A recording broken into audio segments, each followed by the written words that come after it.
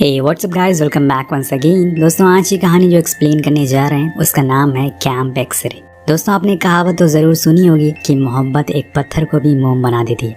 ये भी उसी तरह की दास्तान है। तो चलिए शुरू करते हैं। अभी एक दिन पहले अमेरिका के ऊपर एक बहुत ही बड़ा आतंकी हमला हुआ है, जिसके बारे में न्यूज़ में दिखाया जा रहा है। अमेरिका की बहुत मशहूर ट्विन टावर को उड़ा दिया गया है और इसमें कई बेकसूर लोगों की जान चली गई है। इस न्यूज़ को देखते हुए एक आदमी बहुत सारे फ़ोन निकालता है, पर वो उसे किसी को कॉल नहीं करता और उसी समय जाकर प्रे करने लगता है कि तभी वहाँ पर कुछ अमेरिकन कमांडोज आते हैं और उसे उठा लेते हैं, जिसके बाद उसे पूरी दुनिया का चक्कर लगवाया जाता है और एक ऐसी जगह पर लाकर बैठा दिया जाता है जो किसी की नज़र में नहीं है। ये असल में एक डिटेंशन कैंप है, जहाँ पर सेल तो है लेकिन खुले हैं, जहाँ पर कैदियों को किसी जानवर की तरह रखा जाता है। और इस कैंप को डेटा कैंप कहा जाता है। यहाँ पर हर रात दिन लोगों की ड्यूटी चेंज होती है और हर महीने नए कमांडोज की पोस्टिंग होती है। और यहीं पर उस इंसान को भी बंदी बनाया गया है जिसे हमने कहानी की शुरुआत में देखा था।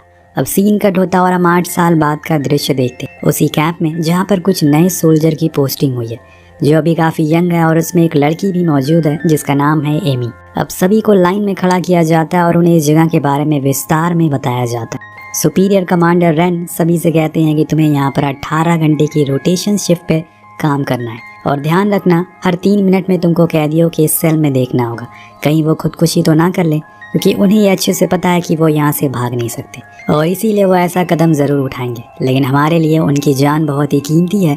कुछ कैदी तुम्हें टेस्ट करेंगे क्योंकि तुमसे भी बहुत वो पुराने हैं, कुछ तो तब से यहाँ पर हैं जब तुम लोग हाई स्कूल में थे। वो सभी से एक और बात शेयर करता है कि तुम्हें उन्हें कभी भी प्रिजनर्स नहीं बुलाना है, बल्कि उन्हें डिटेन ही कहना है। और हाँ, ख्याल रखना कि ये कोई जेल नहीं बल्कि एक वॉर जोन है, जहाँ पर गोलियां या मिसाइल तो नहीं चलती, लेकिन फिर भी ये जगह बहुत ही ज़्यादा खतरनाक है। इसीलिए सभी चौकन्ना रहना, किसी भी समय कुछ भी हो सकता है।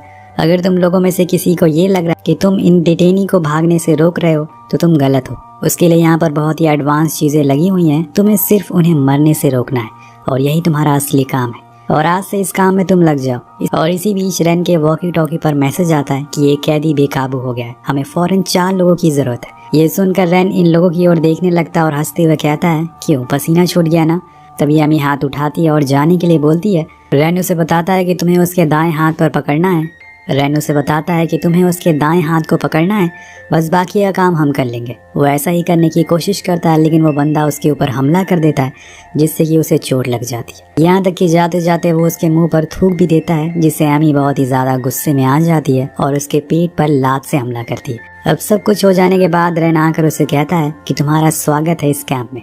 फिर वो चला जाता है और एमी स्माइल करते हुए अपने रूम में आ जाती है। ये कहानी कुछ अलग किस्म की है दोस्तों। इसमें आपको किसी तरह की कोई जंग देखने को नहीं मिलेगी, बल्कि एक सोल्जर और एक कैदी के बीच में एक बॉन्ड देखने को मिलेगा, जो समय के बाद इतना ज़्यादा बढ़ जाएगा कि वो एक दूसरे के लिए रोते भी हैं। लेकिन ये सब होता कैसा है, यही हमें दिखाने की कोशिश की गई। अब उस रात एमी अपनी मॉम से वीडियो कॉल पर बात करती है। उन्हें उसकी बहुत ही फिक्र हो रही थी, लेकिन एमी उन्हें बताती है कि यहाँ पर सब कुछ बहुत अच्छा है। पास में एक सबवे भी है जहाँ जाकर मैं अच्छा खाना खा सकती हूँ। इसके बाद वो उसे किसी लड़की के बारे में पूछती है, तो वो कहती है कि मैं किसी आर्मी वाले को डेट नहीं करूँगी। जिसके बाद उनकी कॉल कट हो जाती है। हम देखते हैं कि एमी नाइट शिफ्ट के लिए रेडी हो रही है। उसे आज कुछ बुक्स बांटनी है उन कैदियों को, इसीलिए वो स्टॉल लेकर सभी के पास जाती है। उसके कमांडर रेन भी होते हैं। वो पहले एक आदमी के पास जाती है, लेकिन वो एमी के ऊपर चिल्लाना शुरू कर देता है और उसे बहुत बुरा भला कहता है। तो रेन उसे आगे बढ़ने को कहता है और बताता है कि इस बंदे को लड़कियाँ पसंद नहीं है, इसीलिए वो ऐसा ही करता है। इसके बाद एमी अली नाम के कैदी के पास जाती है और उससे पूछती है कि क्या तुम्हें कोई बुक चाहिए। तो वो कहता है कि हाँ, मुझे हैरी पॉटर की 7वीं पार्ट चाहिए। तो वो उसे बताती है कि मेरे पास वो बुक नहीं है, तुम्हें और कुछ चाहिए तो बताओ। पर अली मना कर देता है और बोलता है कि मैंने सारी बुक्स पढ़ ली, अब मुझे वही चाहिए। लेकिन एमी उसे स्टॉल से कुछ और लेने को बोलती है। तो अली बताता है कि इसमें जो न्यूज़पेपर रखा है वो 2 महीने पुराना है और जो बुक्स है उन्हें मैंने कई बार पढ़ लिया है, मैं इतनी पुरानी चीज़ें पढ़कर क्या करूँगा। तभी वहाँ पर रेन आ जाता है और उसे वहाँ से जाने को कहता है। कुछ दिन बाद फिर से एमी की नाइट शिफ्ट लगती है। इस बारी वो अली से बात ना करने की कोशिश करती, क्योंकि ऐसा करना यहाँ पे रूल्स के खिलाफ है। लेकिन फिर भी अली उसे पूछता है कि तुम कहाँ से हो। वो कुछ जवाब नहीं देती। तो अली खुद के बारे में बताता है और कहता है कि मेरा नाम अली है, मुझे यहाँ पर लोग 771 के नाम से बुलाते हैं, मैं बहुत सालों से यहाँ पर बंद हूँ। वो उसे उसका नाम पूछता है, लेकिन वो नहीं बताती। तो अली खुद से उसे नाम दे देता है, जो कि होता है ब्लॉन्डी, मतलब ब्लॉन्ड गर्ल। अब इसके बाद वो आगे बढ़ जाती है और कहती है कि हमें ज़्यादा बात नहीं करनी चाहिए। वो अपना राउंड लगाना शुरू करती है, पर वो फिर भी उसे आवाज़ लगाता रहता है। तभी एमी उसे पूछती है कि क्या तुम अपनी होली बुक पढ़ते हो जो कि कुरान है। तो वो कहता है कि हाँ, मैंने ये बहुत बार पढ़ लिया और मैंने तो बाइबल भी पढ़ी है, लेकिन उसकी एंडिंग मुझे पसंद नहीं आई। ये सुनकर एमी मुस्कुराने लगती है और कहती है कि तुमने मेरी बुक की इंसल्ट नहीं करनी चाहिए। अब अली उसे पानी मांगता है जिसके लिए वो जाती है। तभी उसके साइड वाला कैदी जो कि बहुत ही खूंखार होता है, वो उसे उस लड़की के साथ इतने अच्छे से पेश आने के लिए बहुत सुनाता है और उसे साथ कुछ बुरा करने के लिए कहता है। तो जब एमी पानी लेकर वापस आती है तो वो उसके ऊपर अपना पूप फेंक देता है। उसके इस बिहेवियर में अचानक से बदलाव आ गया था। यहाँ एमी बहुत ही ज्यादा गुस्सा हो जाती है और उसे बहुत गालियां भी देती है, पर वहाँ मौजूद सभी कैदी इस चीज के बाद बहुत ही हंसते हैं और उसका मजाक बनाते हैं। जिसके बाद अली के ऊपर एक स्प्रे मारा जाता है जिससे उसे थोड़ी तकलीफ भी होती है। जब इस बारे में कमांडर रेन को पता चलता है तो अली को पनिश करने का ऑर्डर दिया जाता है।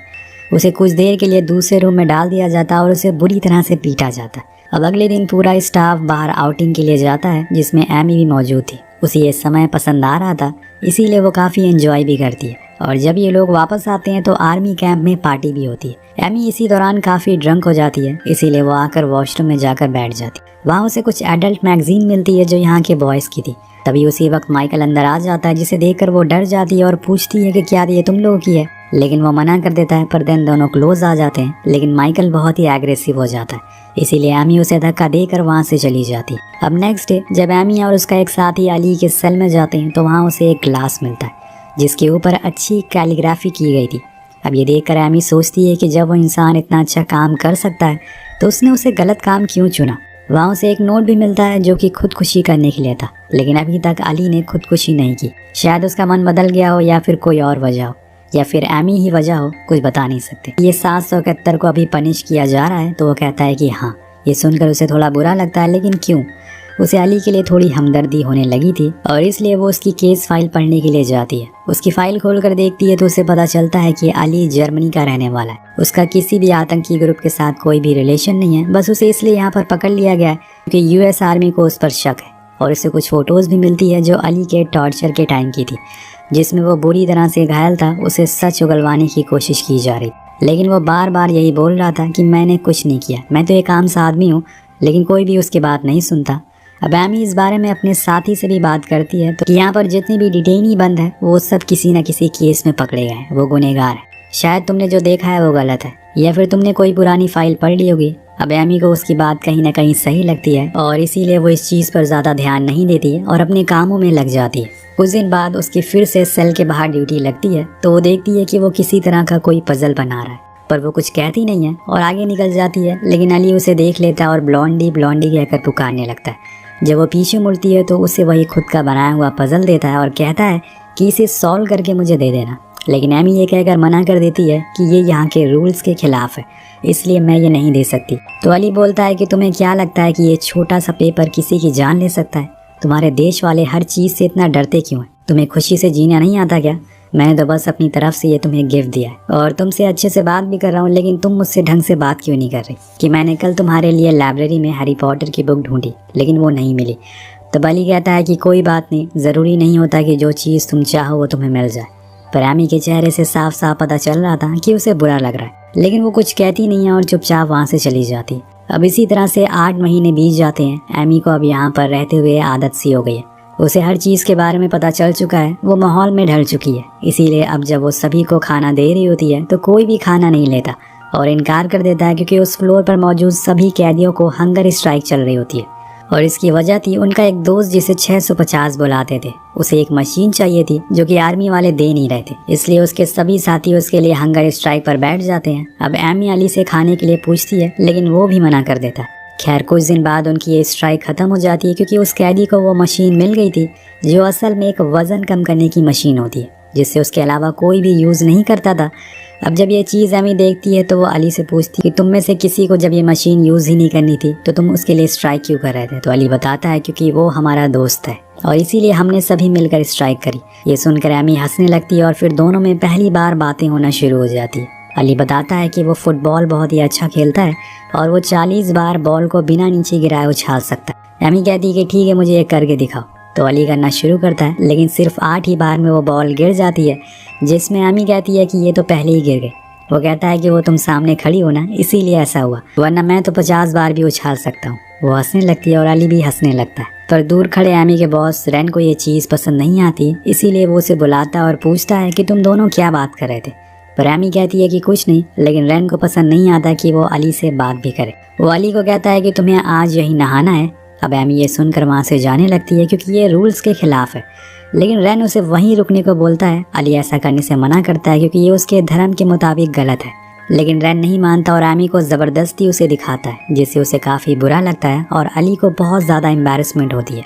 अब थोड़ी देर बाद जब वो अपने रूम में जाती है तो उसे पता चलता है कि असल में अरेबिक नॉर्म्स रूल के खिलाफ है और इसके लिए उसे पनिश भी किया जाता है। इसीलिए वो अपने बड़े ऑफिसर जेम के पास जाती है, उसे उस दिन की पूरी सिचुएशन बताती है, लेकिन जेम्स रेन के खिलाफ एक्शन लेने से मना कर देता है क्योंकि वो एमी का सीनियर है और यहाँ काफ़ी सालों से वो उसका नाम नहीं खराब करना चाहता था। अब एमी को ये सुनकर बुरा लगता, पर वो कुछ कर भी नहीं सकती, इसीलिए वो वापस आ जाती है और अपने कामों में लग जाती है। अब नेक्स्ट डे जब वो खाना खा रही होती है कि तभी उसके पास रेन आता है। उसे पता चल चुका था कि एमी ने उसके खिलाफ कंप्लेन करने की कोशिश करी है, लेकिन वो हो नहीं पाई, इसीलिए वो उसे धमका कर वहाँ से चला जाता है। अब एमी को यहाँ पर दिन काटने मुश्किल हो रहे थे।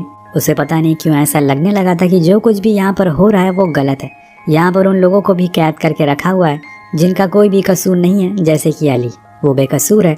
अब दूसरे दिन हम अली को देखते हैं जो तैयार होता है और बार बार घड़ी की तरफ देखता रहता है क्योंकि इसी टाइम एमी आती है, लेकिन काफ़ी देर हो जाती है और वो नहीं आती। तो वो वहाँ पे मौजूद गार्ड से पूछता है कि यहाँ पर एक लड़की आती थी, वो कहाँ गई है। वो गार्ड बताता है कि उसकी ड्यूटी अब नाइट शिफ्ट में लग गई है। अब जब एमी रात में आती है तो अली सोता रहता है, इसीलिए वो उसे परेशान ना करके चुपचाप राउंड लगाने लगती है, लेकिन अली को पता चल गया था कि वो आई है, इसीलिए वो उठ जाता है और उसे आवाज़ लगाने लगता है। वो उसके पास आती है, तब अली पूछता है कि तुम इस टाइम क्या कर रही हो। वो बताती है कि मेरी नाइट ड्यूटी आज से लगा दी गई है, अब तुम सो जाओ, तुम्हारी नींद खराब हो जाएगी। लेकिन वो नहीं मानता, जिसके बाद वो दोनों फिर से बात करना शुरू कर देते हैं। वो उससे पूछती है कि आखिर तुम्हें यहाँ पर क्यों बंद करा है, जिसके जवाब में अली कहता है कि मैंने कुछ भी नहीं करा है, ना ही मैं किसी ग्रुप के साथ हूँ, मैं तो जर्मनी में एक मामूली सी जॉब करता हूँ, लेकिन पता नहीं क्यों ये लोग मुझे यहाँ पर बंद करके रखे हुए हैं। जिसके बाद वो उसे पूछता है कि वो कहाँ से, तो एमी बिना किसी झिझक से कहती है कि घर से। वो मजाक करती है उसके साथ। दरअसल आज 14 जनवरी है और अगले महीने एमी यहाँ से जाने वाली है क्योंकि हर साल यहाँ पर नए सोल्जर आते हैं और ये बात अली को भी अच्छे से पता है, इसीलिए वो उससे कहता है कि उसने अभी तक यहाँ पर 12 साल बिताए, लेकिन उससे अच्छी कोई भी सोल्जर उसे दिखी नहीं जिसे हम जैसे लोगों के इमोशन की कदर हो, वरना कुछ लोग तो हमें जानवर समझते हैं, जबकि मेरा कोई कसूर भी नहीं है, जिनका कसूर है वो खुलेआम घूम रहे हैं। अब एमी उसकी बात सुनकर उदास हो जाती है, उसके आंसू गिरने ही वाले होते हैं, लेकिन वो उनको रोक लेती है। लेकिन दोस्तों अब अली थक चुका है, वो जिंदगी से हार गया है, अब शायद वो कभी यहाँ से बाहर नहीं निकल पाएगा, इसीलिए वो एक ब्लेड निकालता है और खुद को मारने के लिए बैठ जाता है। एमी उसे ऐसा करने से मना करती है, लेकिन अली बताता है कि यहाँ पर सभी को पता है कि मैं बेकसूर हूँ, लेकिन कोई कुछ करता ही नहीं है, मैं थक चुका हूँ ये जिंदगी जीकर। और तब जाकर एमी उसे खुद के बारे में बताना शुरू करती है, जो कि रूल्स के खिलाफ है, लेकिन उसे अब कोई फ़र्क नहीं पड़ता। वो कहती है कि मेरा नाम एमी है, मैं फ्लोरिडा में रहती हूँ। इसके बाद उन दोनों में बहुत सी बातें होती है। कुछ देर बाद एमी वहाँ से थोड़ा आगे निकल जाती है और वहाँ जाकर वो खूब रोती है। वो उसके सामने आंसू नहीं निकाल सकती थी।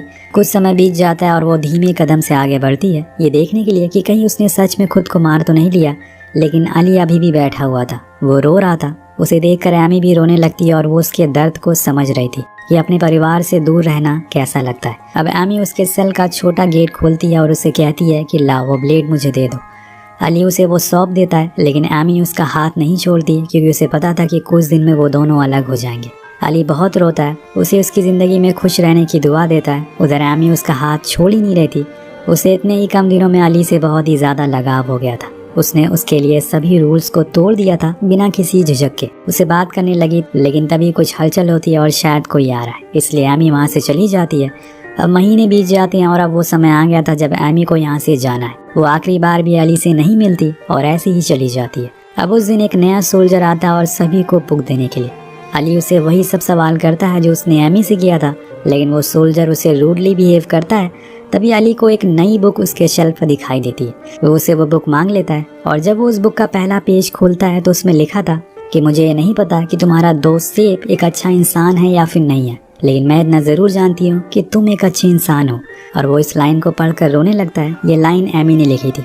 वो उसे देखकर बहुत ही ज़्यादा इमोशनल हो जाता और कोने में जाकर बैठ जाता है। उधर एमी भी जाते हुए बिना किसी को दिखाए अपने आंसू को लगातार गिराए जा रही थी एक ऐसे इंसान के लिए जिसके बारे में उसे कुछ नहीं पता है, बस इतना यकीन है कि वो बेकसूर है, वो भी उसकी तरह एक आम इंसान है। अब एमी अपने पूरे सफ़र में रोती ही रहती है। उसके पास वो सारे पजल भी मौजूद थे जो अली ने उसे हर दिन दिए थे। एमी उसे छुपा कर रख लेती है। उधर अली भी उसकी दी हुई किताब को अपने सीने से लगा कर रखता है। इन दोनों की कहानी तो अधूरी रह गई, लेकिन इस कहानी का अंत यहीं पर होता है। वेल दोस्तों, अमेरिका में 9/11 के बाद बहुत सारे ऐसे लोगों को पकड़ा गया जो बेकसूर थे।